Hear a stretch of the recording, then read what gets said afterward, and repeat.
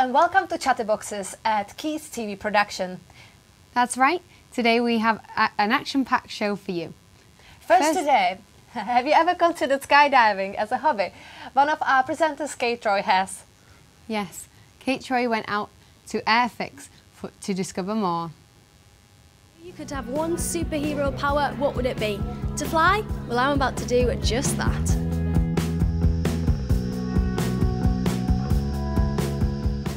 Airfix have 3 breathtaking wind tunnels nationwide, in Basingstoke, Milton Keynes, and of course the one I'm trying out here in Manchester, so you're never too far away from enjoying that flight experience.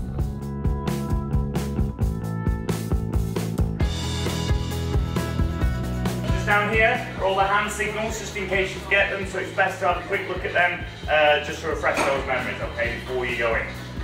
If you've forgotten everything I told you in the classroom, don't worry about it, okay? Just remember, keep that chin up, hold nice and still, no swimming. Yeah, the more you relax in there, the better you're going to fly, guys. The tunnel circulates air into a flight chamber. Anyone with reasonable health and fitness can fly, and it's a perfect way to keep fit and have fun.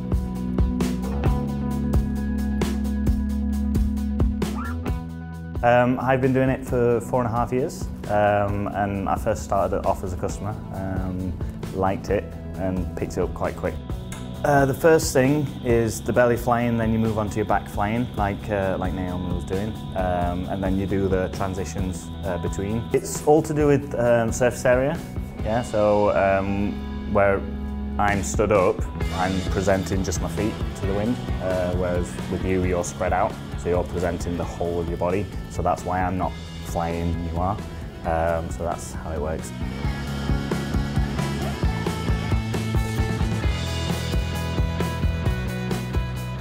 Yes, you really can fly. Airfix is where those dreams of flight become a reality.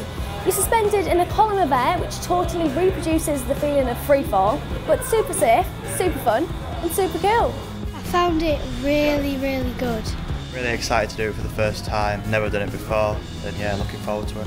It's a really good experience and it's lots of fun and everybody should try it really.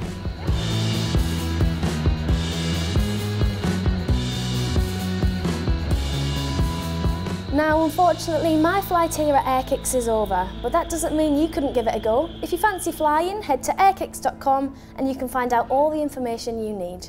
This is Kate Troy, Quays TV News, Airfix, Manchester. Doesn't that look amazing? Now, Adele has been back in town with her new tour. We are joined by Caitlin to tell us more. So Caitlin, how was it? How was the night? It was amazing. It was probably one of the best concerts I've ever been to. I was expecting it to be quite emotional, with all her songs being quite like sad, but she, no, it was the opposite. She brought lots of comedy to it, and it was really good. So how many people approximately turned out? I would say at least, I think it was 19,000. Wow. There was a stage, and then there was like another tier behind the stage, so even people paid for tickets that wouldn't even had a very good view. So okay. Yeah, it was really good. So what was the highlight of the night? Well, one of the funniest parts was when she was, to get to the middle stage, which was where she started, she actually got pushed in like a black box, and then the box pushed into the stage, and I thought was really funny. But apart from that, probably when the whole crowd sang along to Someone Like You, that was really good, because she was quite touched by that, because everyone was singing. What was the highlight of the night? For you? For me, probably when she sang Rolling in the Deep. That was good, because the crowd just went mental. Everyone was going crazy for that, because it was one of her biggest hits. So. Have you seen any like crazy fans? Yeah, there was people had banners saying that travelled over from Australia, and she was like really grateful that people had flown over so far. So yeah.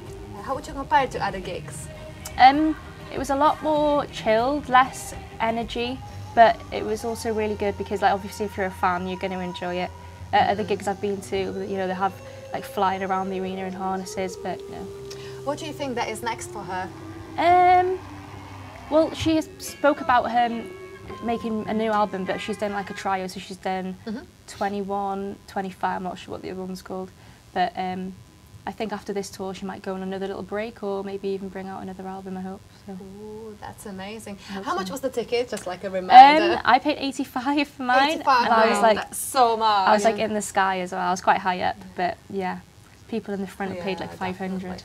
But I think it was worth it. Yes, yeah, definitely worth it. Yeah, Definitely. I'll definitely go and see her again. Yes. Oh yeah, absolutely. Well, thank you so much for joining us in the studio. Thank you for having me.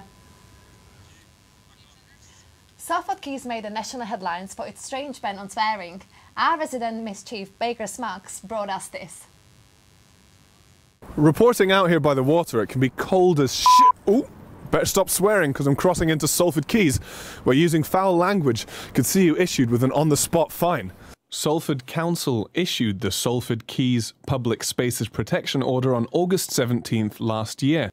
The order restricts persons within the restricted area from using foul and abusive language. Failure to comply can lead to a fine of up to £1,000. Do you plan on abiding by it, or are you just going to carry on as usual? I think you can just say what you want, really. I don't think you can designate a certain place that you can't say certain things, you know what I mean? So, yeah. I live over on St Lawrence Quay. So I've never really dealt with bad language anyway, so I don't see it being a major issue. But if it's going to stop an issue in the future, I'm not really too fussed about it, to be fair. Places are becoming more children orientated, so I think it is a positive thing, really. We have to have freedom of speech, and someone can lose temper, sometimes say something. It does not mean that they mean those words that time. So I don't think it should be, and they should place this ban kind of thing, or they should fine people for that.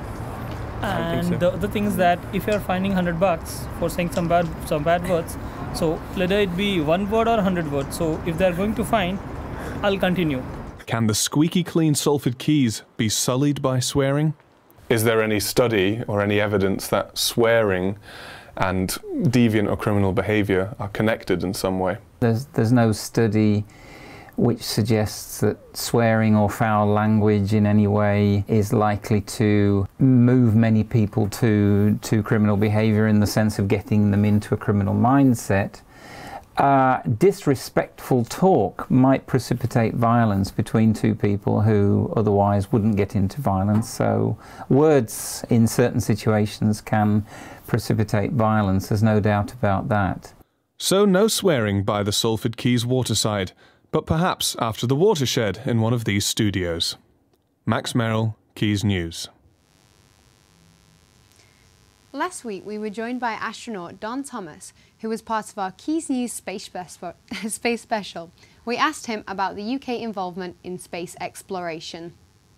You know, they've been active in space in other ways with communication satellites and, you know, astronomical satellites and radio telescopes, things like that.